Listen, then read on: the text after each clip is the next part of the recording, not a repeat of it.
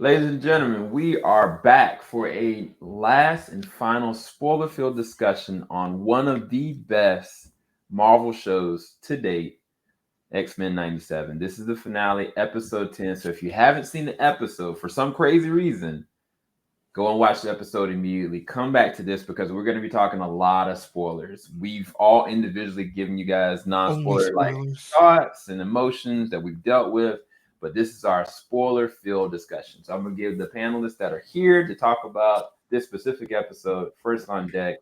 Ronin Unchained, what's up, man? That's the simplest way I can describe this episode.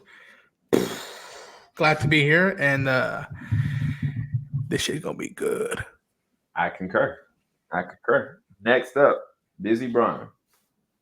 Dude, I mean, I love cameos, but again, I've mentioned that this show has some proper cameos, but it's not carried by that. But this episode delivered on like so many different areas, and I just can't wait to talk about each individual cameo. I can't wait. Yes, sir. Yes, sir. And then last but not least, Jedi Mike 7. Kevin Feige, pay attention. Pay attention, Kevin Feige. Also, support black businesses. We need to stop firing our black men in film and writing and TV. I am all for it. Yeah. So bring this Negro back. Bring him back. Okay, I'm gonna continue on. I am Sammy Leggett here. We're here to go and talk about episode 10. We're gonna go and talk all the craziness that we collectively watched at 3 o'clock in the morning Eastern Standard Time, except for one of us. But nonetheless, I feel like I lost sleep, but I felt like it was worth it. It was worth it to one, not get spoiled. It was worth it two to witness an historic episode. So let's go ahead and kind of get into it, you guys. Like, what was it about this episode that made it iconic? Because I think that the perception is like, for some people, like, oh, it had like a lot of cameos and stuff that was great callbacks to the 90s. Some people on the other side is like, wow, wait, this is one of the better written like shows that we've ever gotten. And then some that are just Marvel and superhero enthusiasts that said, I'm getting everything I want from every side, from comics, from story, from superheroes, and it's also faithful. And this is what I would hope that the live action would strive to be. And I think that there's a discussion there because technically Kevin Feige is an executive producer of this. This is intentionally put on his IP to pivot to be canon. So I what was it about this episode? And you can go talk full spoilers. Why was this episode iconic? I mean, I think it just we all know the Marvel universe is so big, but like the one thing that the MCU, like I love the MCU. I love the vast amount of characters that are in this universe. But from the start, it was really clear that they could only do so much due to the fact that they didn't own all these characters. They couldn't, you know what I'm saying? But like with just simple cameos in this show, it just feels so much bigger. Like these characters aren't super important in the sense where they're impacting the story greatly, but at the same time they're there. It makes sense. It's just fun. I mean, Spider-Man popping up. I mean, Daredevil. Friggin' just the amount of cameos we got. Cloak and friggin' Dagger. Like, dude, this is it's just it's so cool as a Marvel fan and as a comic fan as well to see a lot of these characters and characters that haven't gotten a lot of love over the past so many years, and just seeing them pop up. And I don't know, man, it was so cool. It was so cool, dude. Like I was seriously geeking out. Yeah, no, I think that's a great talking point. We'll get back to that. Ronan, what about you? I think for me, what this show, and specifically this episode, did was it elevated characters that have already been definitely highlighted in live action and animation before, and then some characters who both in live action and animation maybe not had gotten the love before, but are now getting it now and are rising up to the not just favoritism, but the poeticness that the original comics did for them. And for that, I'm saying Scott Summers, the Summers family got their due finally. This I think is the best they've been treated, and the fact that a Wolverine guy is saying damn, man, I will follow Scott to the ends of this world. And the fact that I'm saying, oh yeah, by the way, we got Ian McKellen and Michael Fassbender playing Magneto, but Matthew Waterson probably has the best lines out of all three of those, and honors the OG Magneto that was voiced back in the original N90 series. So it's elevating characters that maybe not have been highlighted often and are giving them, dare I say, poetry to say, and adding more layers to other already fan favorite characters that have already been performed by some of the greatest actors of our generations. Yeah, no, I agree with both you guys completely. To kind of piggyback off of what Bizzy was saying, the way that I kind of took it was the thing that makes Marvel so disconnected up until we got to Civil War. It felt like we're still separated. Like there's not pieces to the whole world, right?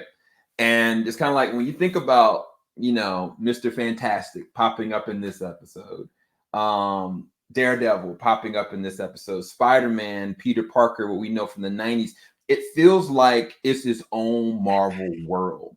Yep. You know what I'm saying? And I think that that's what the MCU has been lacking.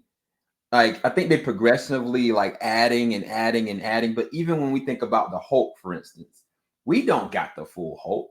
You know what I'm saying? Like, there are different facets of who Hulk is that they cannot talk about because Universal has it contractually binded.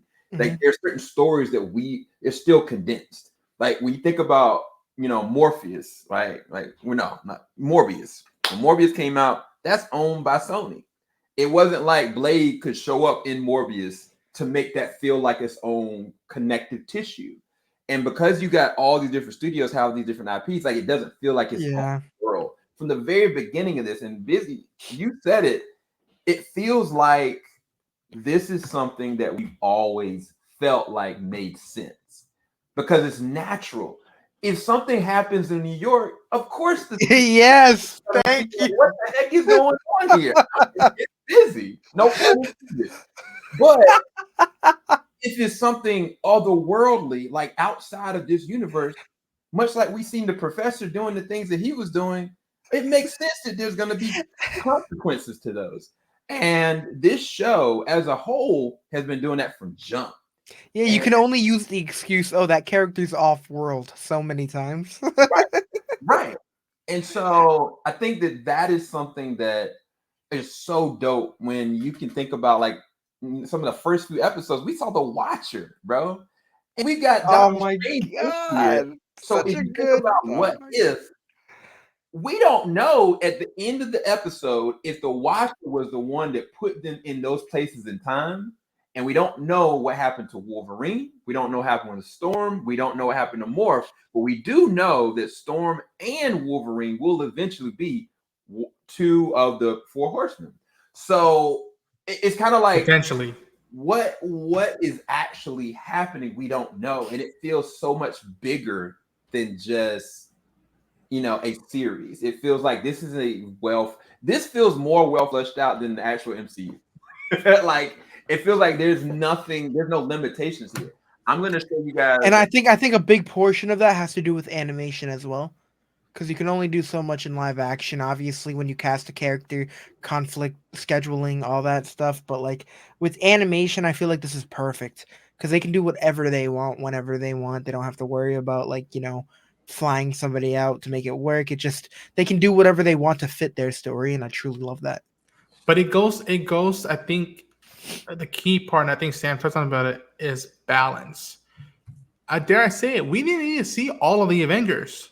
We didn't need to see all of them. And to be clear, for folks who don't know, the mandate was that they can't use the Avengers and they can't use Deadpool. Those were the only characters not allowed for them to use. And to that, I say, cool. It would have been nice to see them, but we don't need them. They don't need them or not. What we got was enough, and we acknowledged it, and then we moved on. It's what makes these stories and movies and shows that feel grandiose and yet simple and small. You're focused on this group, on this family, and yet proportionate world-ending, galaxy-bending moments are happening around them. But it's about the moment. It's about will Scott make the same mistake his father did? It's about the moment about, will Bastien cross the line?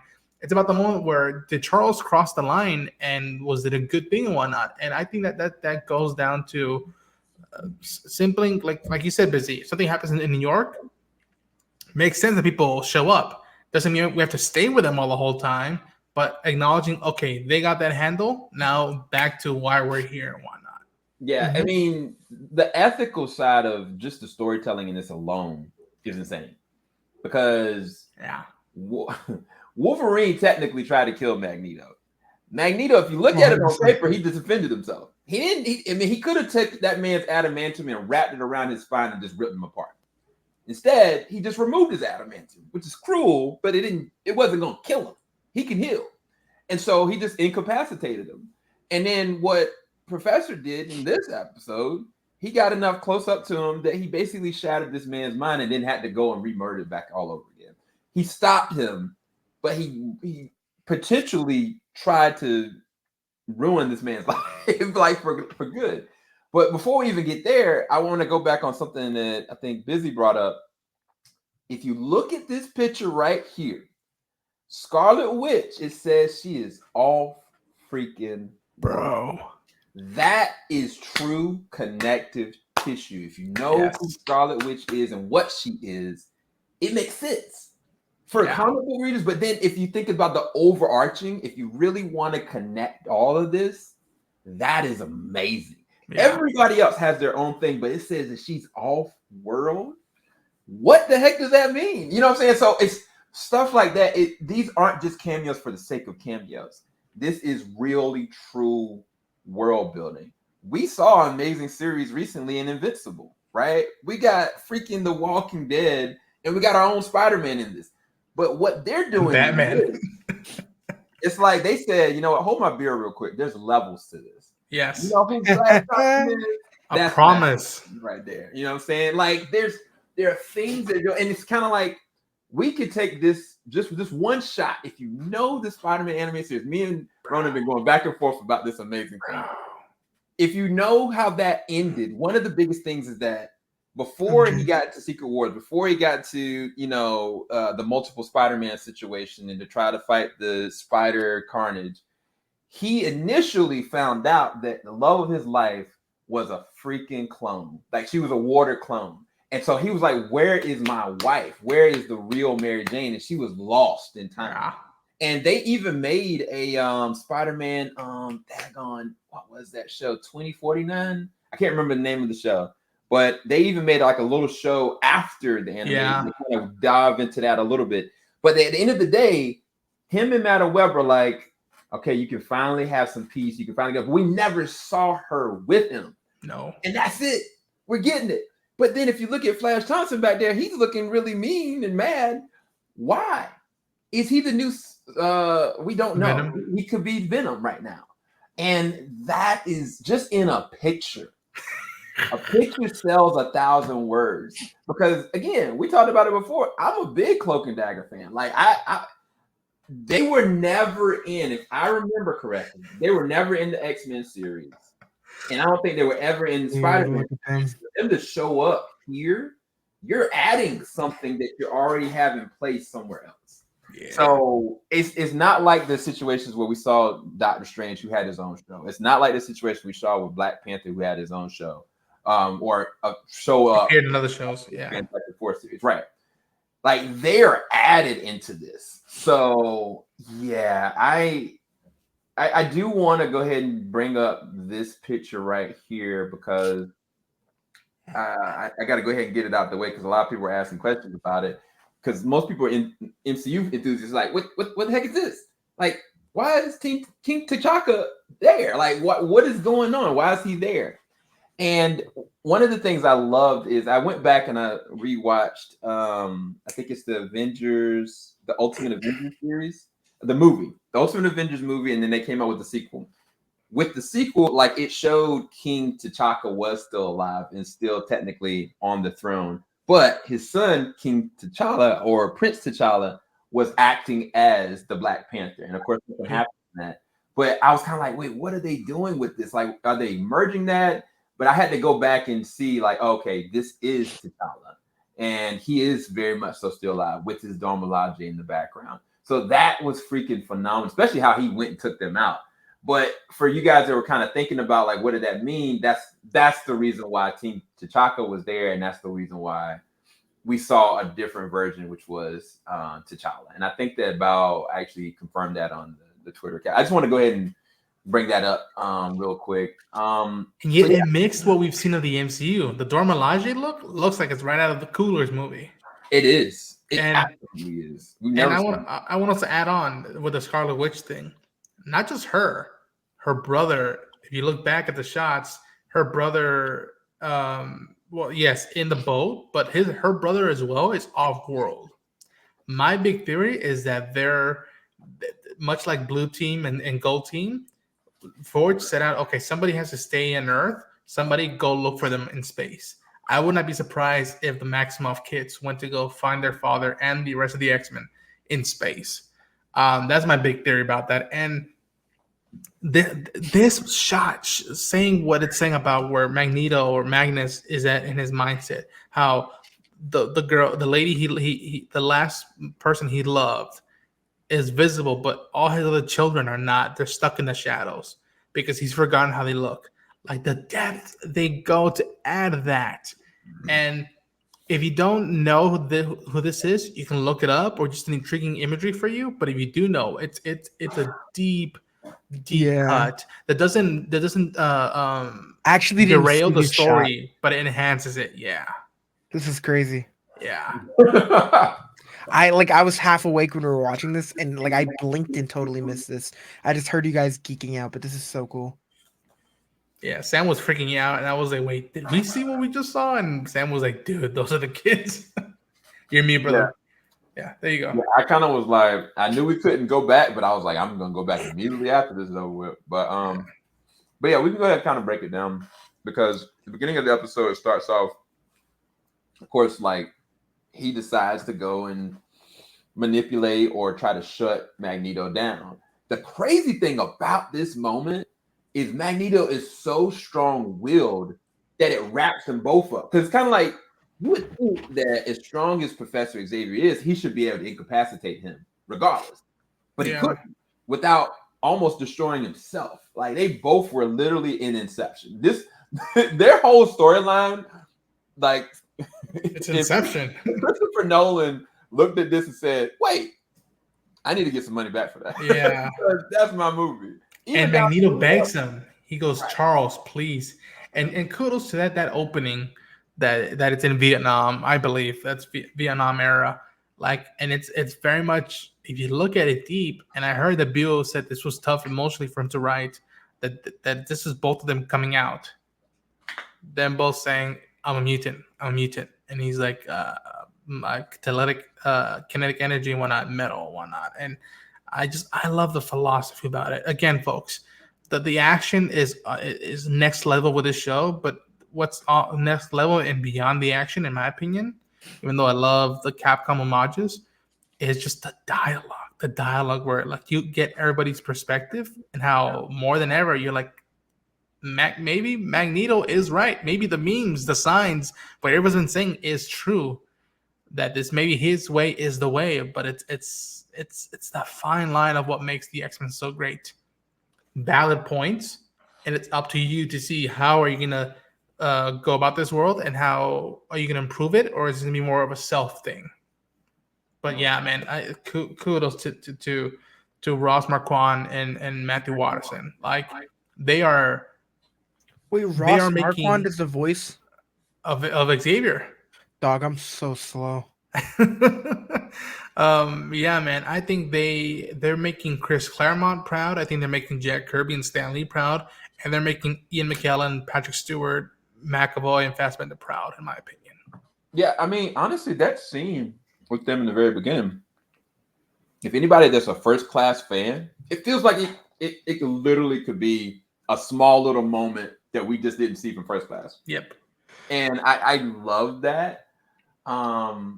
There's so much to love about this episode. I mean, first off, we can all unanimously say this is a 10 out of 10 or 11 out of 10 or 15 out of 10. Whatever you want. Preview.com said, how would you rank it? And I told them, y'all, that's cool and all. I don't put numbers. This is Omega level. It's beyond numbers. It Speaking is. of Omega level, guy on Capcom, Marvel. Bro, I didn't get it the first time. It wasn't until he did the X sign and he switched it. I was like, yo, that's from the games. And I shouldn't have been surprised because Jake Castorena, the supervising director and producer, was saying, hey man, I got into this because of the games, man. The games, they that's how I got hooked, and then the show. And so the fact that they made not just the animated series, the original one, but the games, they're calling back stuff, combos, moves, final forms. Oh yeah, I'm gonna do a shameless plug just because he is one of my favorite directors, some kind of way. That moment with Scott, the way they use the camera angles is reminiscent of the moment that Superman is using his laser eyes against Doomsday in Batman versus Superman. Like the same exact way they change and contort the camera, it's the same exact shot. And then even this moment when Rogue just finally was like, remember the name.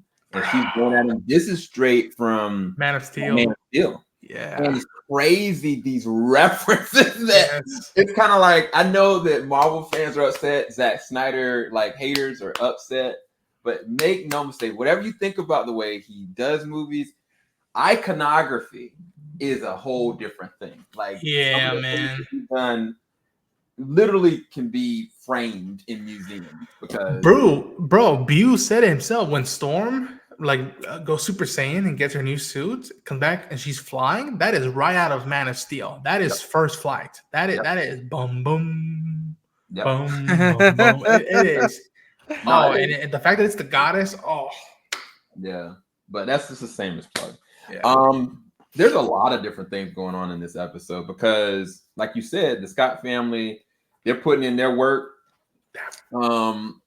We'll just kind of tag on with Cable and Jean because the last episode we were like, oh man, Cable is using his abilities, and so she's not going to try to hurt her son. But Sinister definitely was trying to use him, and then of course, like he got put in the situation. Cable got put in a situation where he couldn't move, and he basically said, "Kill your mom," and he had to do it. And of course, he didn't die, but he was fighting back because he's not going to just kind of let it go. And what I loved is when she rose from the freaking water, dog. bro. Like the kid in me during this moment, I was like, okay, yes, this is now rekindling my childhood because I could only imagine, like, man, I would love to see more Phoenix.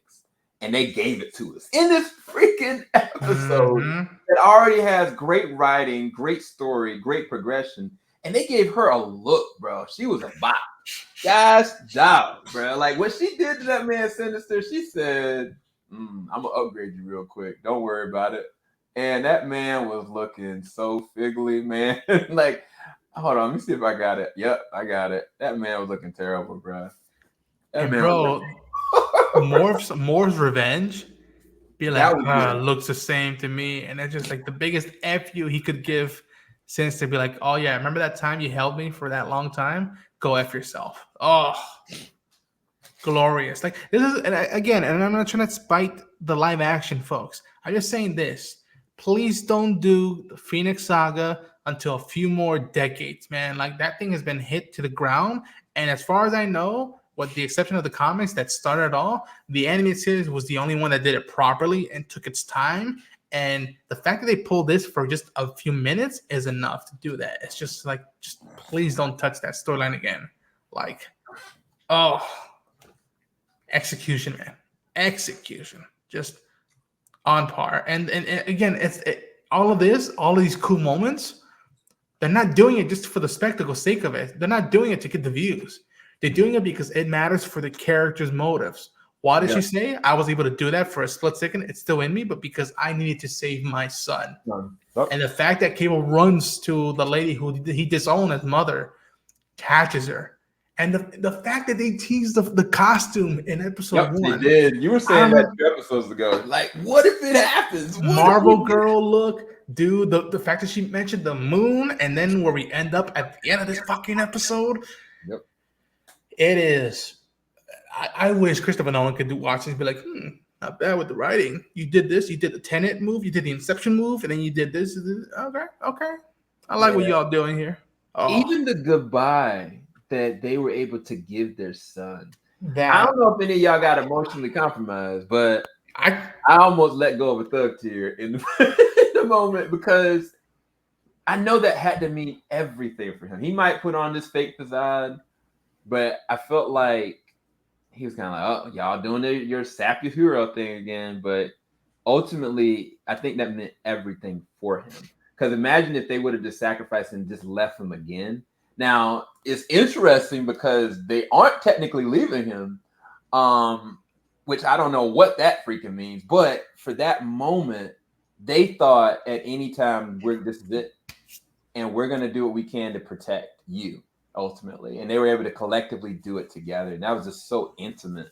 But for them to get this as a result, that is even crazier, because I don't know what the heck that means. Like, how did he end up there? And it's so many questions I have. So many freaking questions. But so I want to add this to the diner scene. I want to add this. And this is a shameless plug. Go check out my reaction. It has all of us in there. It's not just me. You could clearly see me breaking down the tears when that moment happened. Like it's twice already. This fucking X-Men franchise, Logan, and this series right here. It's like it's teaching me subconsciously that, hey, dude, if you ever want to be a dad, take some notes from us. Like be careful with that stuff, because it's gonna be huge steps for you. So, fuck, man, the fact that, like, hey, you have my eyes now. They're yours. And God damn, man. Like again, and for just for the record, people, me being a Wolverine fan, Wolverine was nowhere in this episode. He was laying down. They have a cool moment with him and Morph and with Scott. But Logan was out for this episode, y'all. I just want to say that this series did the bold move that the biggest, most known, favorable, marketed, liked character of this franchise, of the X-Men, they said, listen, we love Wolverine, but we got this. Just stay in touch. We got you about this. It says a lot to what they did with that diner scene, and says a lot what they did with that character, and respecting the time that you use him, because they know he's being used and it will be continued to be used. So madness. And I'll say this about the kid scene, and oh man, that breaks my heart with Morph saying that.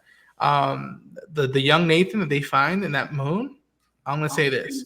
From what I heard, it's a storyline that's very deep that nobody thought they would pull, and that it may or may not involve an evil clone of Nathan Summers. That's all I'm gonna say. That I don't have any words on that, because I don't know what the heck's going on here. I really that was the first time that I kind of was like, I don't know where we're going. Yep. And I think that this whole entire series, like, we kind of see, like, we had a moot point, because Jean started having these visions, and it was weird. We thought different versions of Jean having different memories. Now we understand why. And one of the things, and I don't have the picture here, I wish I could. This is gonna hurt Bizzy's heart, but I'm gonna talk about it.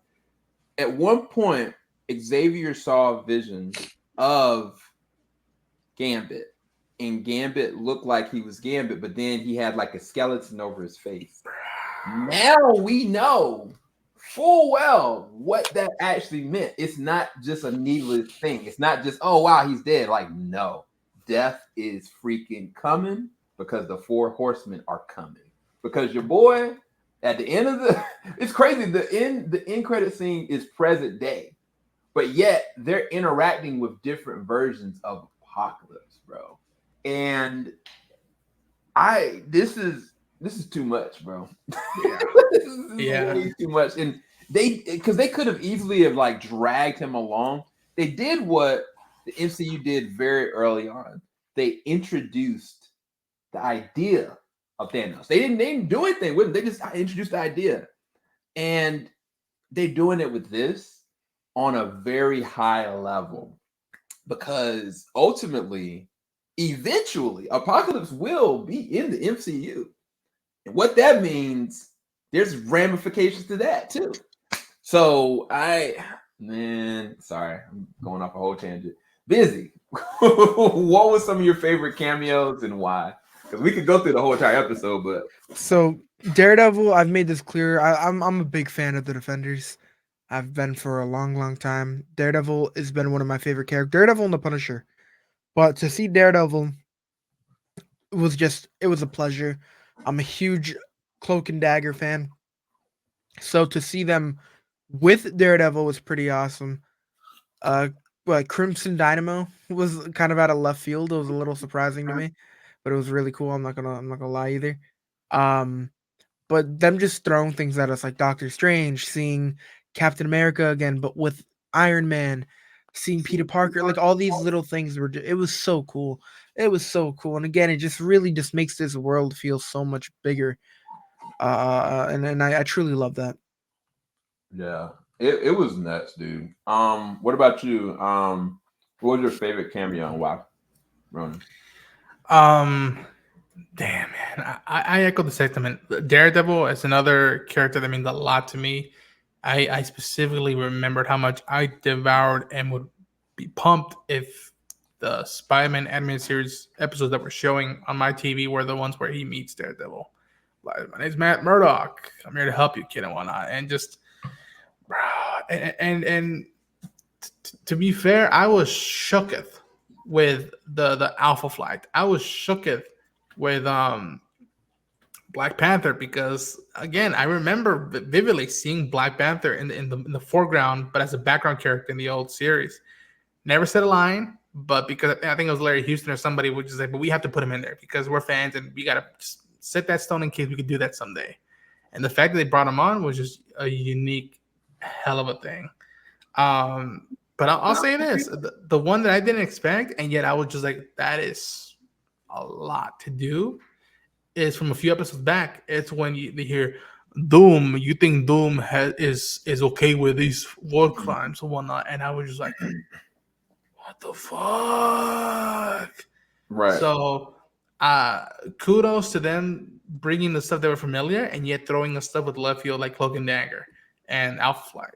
I think that's these are true nerds that were behind this show. It's not just people who just watched the old show, but the ones that play the video games and read the books that a lot of people aren't even too familiar with. So kudos to them about that. Yeah, I mean, y'all know, man, like even my kids are Spider-Man fans. So having Mary Jane and Peter look and be who they are was amazing. Costumes. But I actually am a deep cut X-Men fan. I used to look at different X-Men shows. There's a lot of different ones that had different key characters in them. Pietro was one. But I also love The Gifted. I love Polaris. Mm-hmm. I love her character. And it's painful that she's not given the credit that she's due. I can't wait for them to do her justice, man. And the thing about it, the biggest drop that I feel like the MCU ever did, especially when they were doing the WandaVision, because I think they could have been a little bit more ambiguous with it, is making the understanding that her dad is somebody that she didn't know. And with this, seeing this, having his children there, that it's not just a cameo, it's almost gospel. This is what it should be. And we haven't gotten that yet. Not really. And to have Scarlet Witch there, Pietro there, Quicksilver, and Polaris there, and he's identifying them as his children, like in any capacity, this is huge. So this was one of the biggest things for me because it came so quickly. And I was like, dog, this is amazing. This is what I've always wanted them to acknowledge, or the MCU to allow them to acknowledge, because it's true. And the thing I'm going to ask you guys, do you think they're ever going to find a way to make that a reality for Scarlet Witch specifically? Because we know she's not dead. If you're going to have an Agatha Witch show, how are you going to have that show without Wanda? How are you going to go and continue? Yeah. Wanda's children, but not have a Wanda. And if you're going to introduce mutants and the X-Men specifically, there's some kind of a way that has to tie into who her dad is. So again, like those are the things that they pigeonhole themselves in. This show doesn't have to, and that's what I love. I love it. I would rather them find a way of merging this over. That's why I've been saying from real. Like I really feel like that's eventually going to happen. When they started involving the Watcher from a multiversal standpoint, there's a reason. I mean, what do y'all think? How did they end up in those different places of time? For me, my theory is the Watcher. To be honest, I echo them, and I think it's the Watcher. I mean, I think if it's just Apocalypse, I think that feels too simple because they've already tackled Apocalypse in the previous series, and now they're doing it again. So I feel like if it's just Apocalypse, I don't know. It feels too. I don't know. I'm more of a fan of the Watcher's angle because he watched Genosha go down, and usually when he watches stuff, it's a pivotal moment in the multiverse. So like I feel like and yeah, I feel like he pulled them up. And dude, I don't think anybody's mentioned it, but they did basically that whole ending for this season is Back to the Future Part 2. Mm-hmm. It's literally that movie, dude. Like, you know, Marty is telling Doc, be careful, you don't want to get struck by lightning. Amsterdam gets sucked out of time. And then what happens? Bishop says, I have to go find somebody to help me out. Go back in time and find him in the place. Marty has to go back to 1955, Doc Brown, to get him back to his present Doc Brown. Like, it is, I remember being like, what the, did they just pull the Back to the Future Part 2 on us? And with the to be continued, like, it's madness. I feel like it would be a missed opportunity if there wasn't the Watcher. Yeah. The other thing I was going to ask you guys about is this. So when Rogue was fighting, God, I'm spacing on his name. Bastion. When she was fighting Bastion, they ended up, I think, on the moon. And initially we were like, oh, wow, maybe the Inhumans are there. But this looks like Apocalypse. So was this Apocalypse's tomb on the moon and the fighting woke him up? Because that's what after watching it again, I was like, their fight woke him up some kind of a way. And I don't know, what was y'all's theories on that? Was this like a tomb that was just there for him? Is this still the Inhumans like place? Like, what did y'all think? Well, I really thought it was like an Inhumans reference. I would have loved for that to be the case because, again, so many characters, so many things in the Marvel universe can be done right and can get justice from like other forms of media that they've, you know, been involved with. And I think it would have been a really, really cool, like just a little, I don't even know if they want to focus on that, but like the idea that there's mutants, and then now that there's an idea that yeah, they can't help being mutants, but now there's a whole nother race, and humans, they can't help being who they are. It would just be like such a complicated thing, and just be really crazy to see the humans kind of just start having panic attacks, because not only do they have to deal with the mutants, but now they have to deal with the humans, and it'd just be like such a cool little moment. But it would be cool to have like a big reveal, like they didn't know Inhumans are a thing, and I was really waiting for that to be the case. And they mentioned they brought in the Kree. Let's not forget that they brought in the Kree in this series. Oh yeah, with Ronin, yeah. So like it makes sense that like not me, but the other Ronin. But it would make sense that they would bring in the humans. And I feel like if it's the Inhumans, and I mean I freaked out because I thought it was the Inhumans, but I looking back of what I know of the Inhumans, they're very hush hush.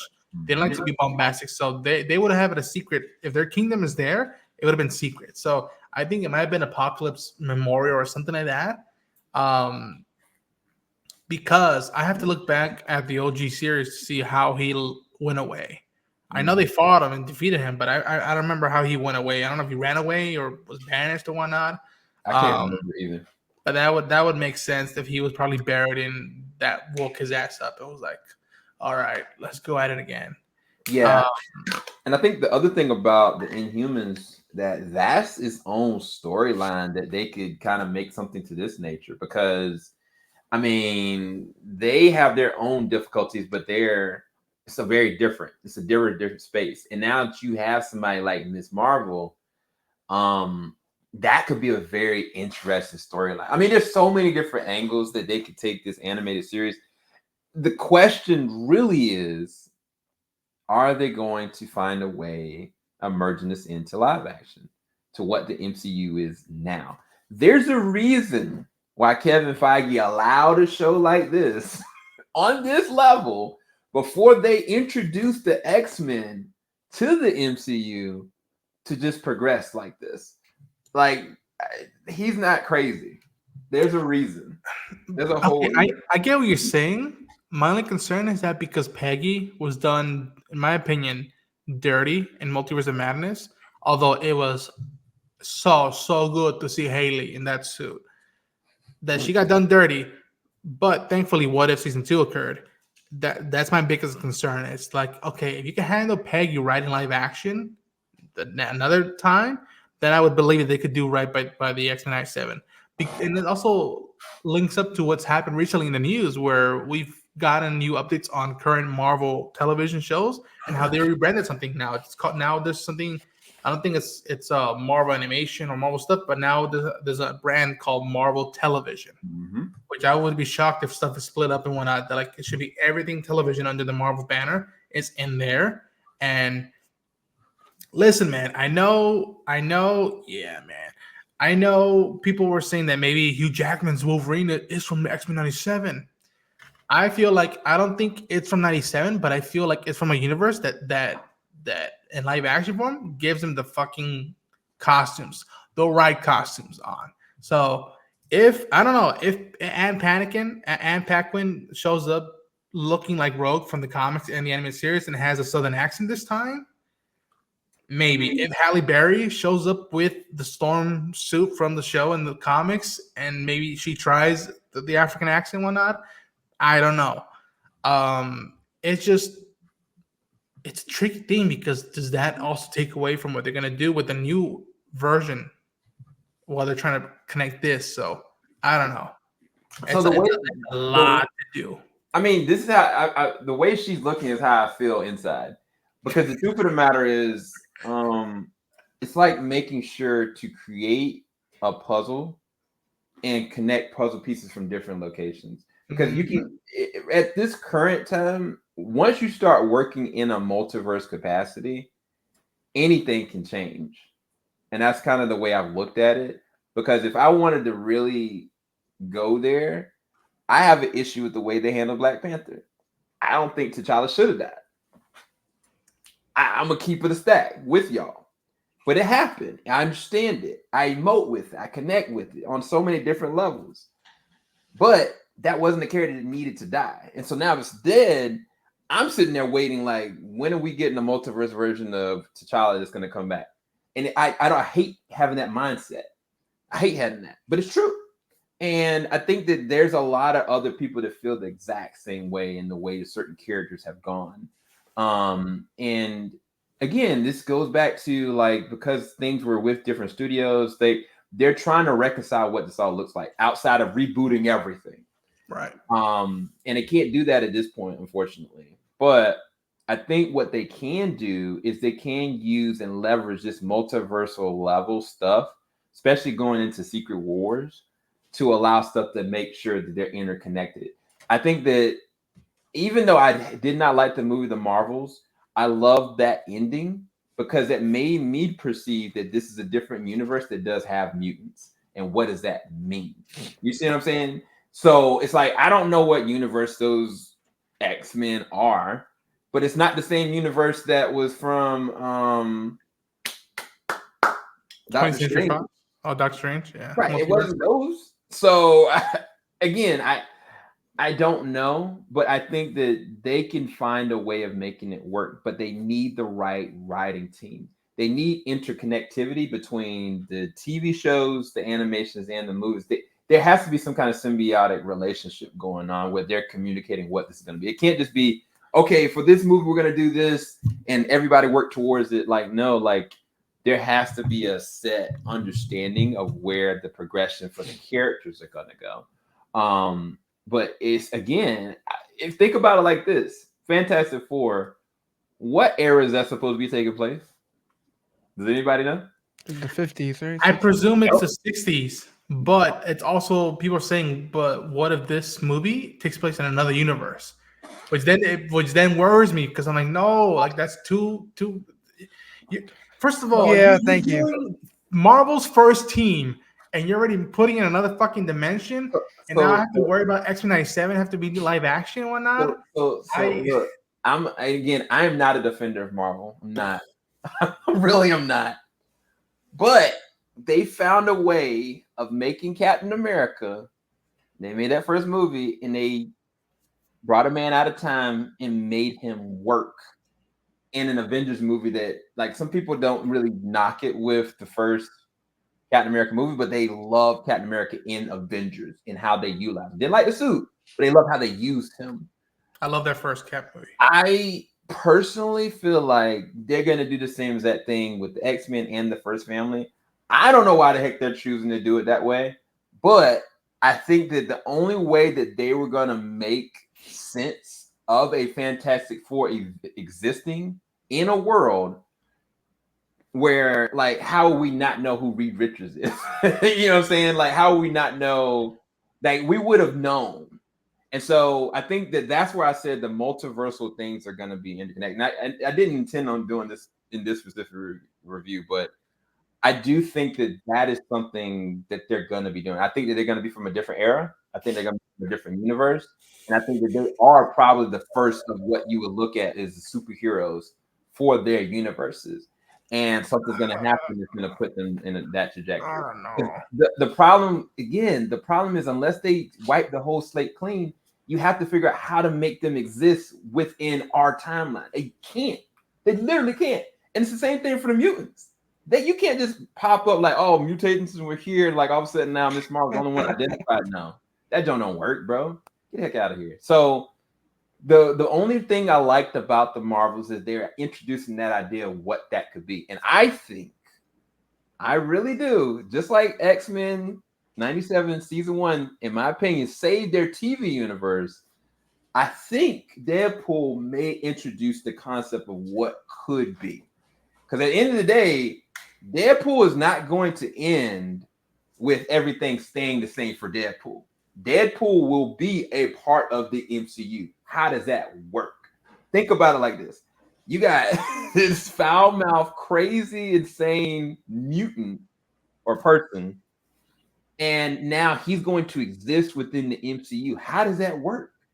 How does somebody like Spider-Man see somebody like Deadpool? That's what they're doing. And I think that that's where I'm giving them grace. And again, I am not a Marvel defender. Please, God, don't let them use this.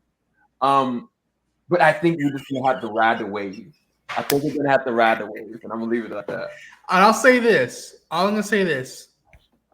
If the FF from another dimension, if the X-Men from another dimension, I will hold judgment until I watch the fucking thing. And then I'll be like, yo, okay, y'all dropped the ball. Or, hey, kudos. You made it work for me. But I'm also going to say this. As of X-Men 97 right now, because this is what we're talking about, if you try to muddle with it, this show, for the sake of live action stuff, then I'd say just leave this be its own thing until it's wrapped up. Let this don't start messing with it because if you start messing with it, we could all smell it. We could all detect it. We could start filling up. What if they do it like they're handling Loki? Where they're going in and out, like the continuity of Loki is still going on. There's another show that's kind of doing the same thing. God, we're spacing. Let's go out of this. So Gen V, right? Have you seen Gen V? I've seen a little bit of it, but not the whole thing. No. Well, there's certain aspects of Gen V that Gen V is still going to have a second season, but things that are happening in Gen V is going to be tied to the boys. So anyway, I don't. I just don't want that for the sake of live action. 97's value in writing and it goes down. That's my only concern. If they can make it work, kudos. But I like where we're at right now. And then we just start effing with it for the sake of live action. Then it's like, okay, then we don't really care about this truly. Then it's all about the moonlight and whatnot. And again, we live in an area of social media where we can start smelling the BS. We can start smelling the cooks in the kitchen.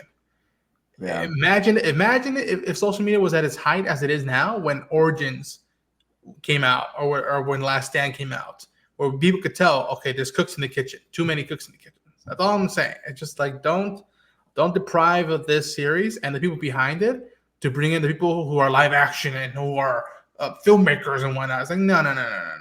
Y'all should be on your knees thanking all the writers of this show. So about that, I know they already wrote season 2 for the most part. I know that this character or the actress has said that she's already started recording lines for season 2, which is great. But the concern that Ronin has, I'm concerned because of this. And if this is to continue in some capacity, he needs to be brought on at least as a executive producer or a consultant or something to that nature, because I don't know how the trajectory of this is going to go. We still don't know what happened. Season. Even I don't really even want to know. I'm just saying at the end of the day, for this to continue past the second season, I kind of want at least him to be brought on as a consultant to kind of figure out where they're going to take the trajectory. Heck, they might take him and put him on another project. That's fine. But I'm kind of like you. I want this to continue right. And I don't want what I've seen in the past, certain situations where I'll use Heroes. Heroes went and they had a writer strike, lost most of the writers, came back for a third season. That joint was not the same. It was not. And I don't want to see X-Men go down like that. I'm not even gonna lie to you. Like, this is the best thing that Marvel's ever done. Well, I'm sorry. Be careful how I say that. This is the best television thing that MCU's ever done. The MCU. Yeah. And I'll say this, because I don't want people just to LARP on this. And I'll say this about Beau. Objectively, nailed it as the showrunner. Nailed it with the writing. Objectively, that's all I can think. All I can say, just thank you. Objectively, what happened and why and all that stuff, I don't know yet. Still, that's another thing to discuss for another day. But I also want to give a shout out to Anthony Saletti and Charlie Feldman and anybody else who also had a hand in the writing. Because it wasn't just Beau. It wasn't just Beau. It was Charlie. It was Anthony. It was everybody else. Jake Costarena, Charlie Coleman, the directors, the casting voice director. Kudos to them. If what happens with Beau and what doesn't happen to Beau, that's a whole nother thing. But everybody else who's involved, keep them there. And I feel like if this was done so well, they can handle each other in the writers' room and in production to keep going forward strong. And again, it's a big. I remember, like, even we're saying this now because of the finale. But folks, I remember even us having these convos in the background when episode 5 dropped. Like, the first episode, we're like, damn. But then when we got to episode 5, we're like, whoa. And the fact that episode 5 now is trying to put into an Emmy for that episode, it's just like, okay, now people, and maybe it's not our reason to know now. Maybe we don't have the right to know now, but it's just like, we just want to know, to be like, all right, what was the big thing that swung this? Because the show's that good, but BTS, ¿qué pasa? So I don't know. It's a very, very tricky thing, but like you guys said, this is probably the best thing Marvel Studios has done, in my opinion. If it's not the best thing, it's in the top 3, and that's up against any of the movies. It's up against Endgame, Infinity War, Black Panther, Guardians of the Galaxy for me. Loki, WandaVision, like it's a lot, and it's with the crew that we've been hoping for, and hasn't been developed that long since the 90s, and that's just a lot. So I don't know. Yep. Yeah, I think we pretty much are. Man, we could go in more detail, but we could go for hours, and we're not going to do that. Some of us are sleep deprived and exhausted, and we just want to look at some anime tonight. So we're gonna get ready to shut it down. I'll let everybody kind of go across the board, give their closing thoughts. But before we go, bring a certain person in here, LT, to give his thoughts on episode 10 of one of the best Marvel shows ever. What's going on, good people? Pardon my lateness. I was doing some community service work, but I'm here and I couldn't think of a better topic, but I know we're getting a wrap up, so let me just say it like this.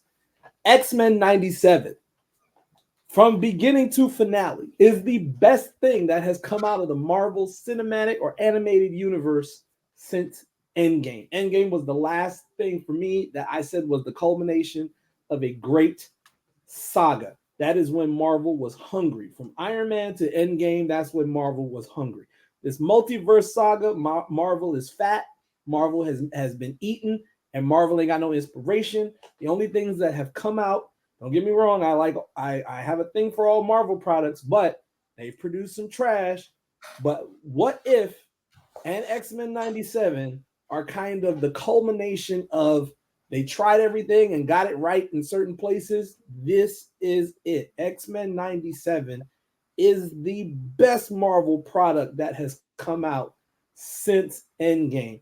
And because Beau DeMayo, regardless of the fact that unfortunately he was let go, this man is giving you Jon Favreau and Dave Filoni Star Wars vibes. He is dedicated. He was in it. I mean, this dude was on I'm gonna just say Twitter. We know it is Twitter. He was out there giving people homework. He was out there engaging, even after everything that happened, he was engaging with the fans. He was giving you homework that was getting you ready for the next episode or things to reference if there were things you missed in an episode. There were Easter eggs upon Easter eggs. They clapped back at X-Men back in 2000. They clapped back at the yellow spandex comic. This is how much this guy was involved and gave the details. I absolutely loved it. I loved everything, even down to the Easter eggs in the intro. Keeping the same intro tune, but at the same time, giving it that updated vibe. I mean, nothing in life is perfect, but I mean, if there's anybody that's reaching out and basically grabbing the coattails of perfection, it is Beau DeMayo, X-Men 97. And I don't care if he's gone, I'm calling it Beau DeMayo's X-Men 97. I love it. I love every minute. I'm going to go back and watch the season again. It was fire. Dang, yo, man, somebody need to gift that. I might put that on X tonight. Anyway, thank you, LT. Appreciate you for that. That was amazing. We unanimously have given this all, I think, a 10 out of 10. But much like LT just did, Ronin, can you give your closing thoughts of this episode?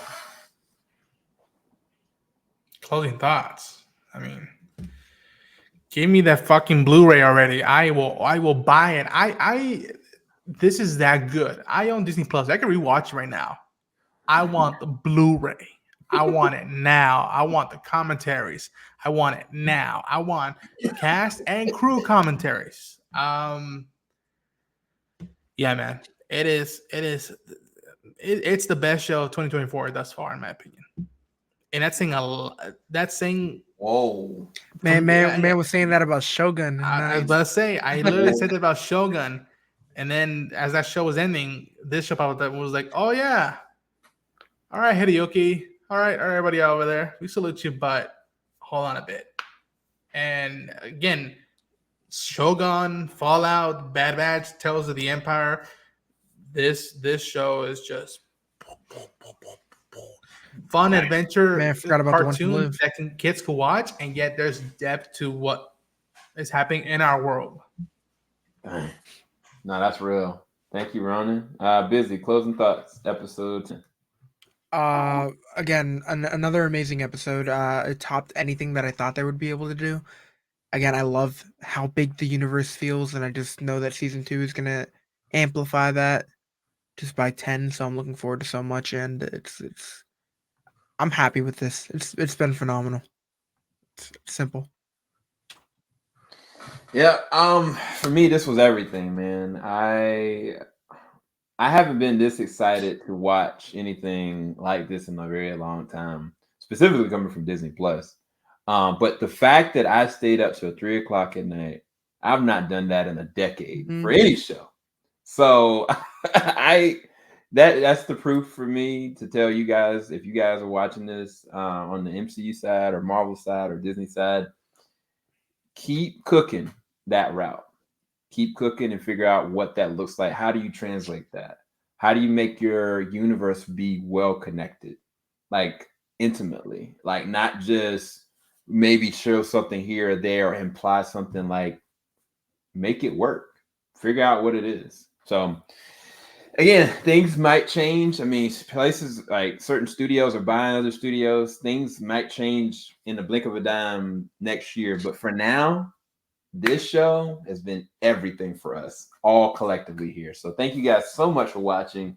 Bizzy, where can everybody find your content? Bizzy Braun everywhere. You can find me doing reviews on TeamJVS and some reactions over on Ronin's channel. Yes, sir. Yes, sir. Ronin, Unchained. Where can everybody find you? You can find me at Ronin Unchained on YouTube, on social media. Sometimes I hang out here at TeamJVS and at Bizzy Braun's channel. And expect some vlogging and some other stuff for other shows down the pipeline. Don't forget about his TikTok. Yeah, go check his TikTok. Yeah. Forever long it lasts. And last but not least, Damn. LP, where can everybody find you on your social, man? Hey, y'all find me at the same spot, TYNIDDY out the NY, Ty Nitty on Instagram and Twitter. Holla at me. Yes, sir. That was so fire. Yes, sir. We're gonna go, guys. Lock JVS. We ain't gonna stop. Till next time, we'll be back probably for the boys. Peace, people. Filing out the top of I can see the skyline, 50 mile radius on my timeline. Ain't nothing.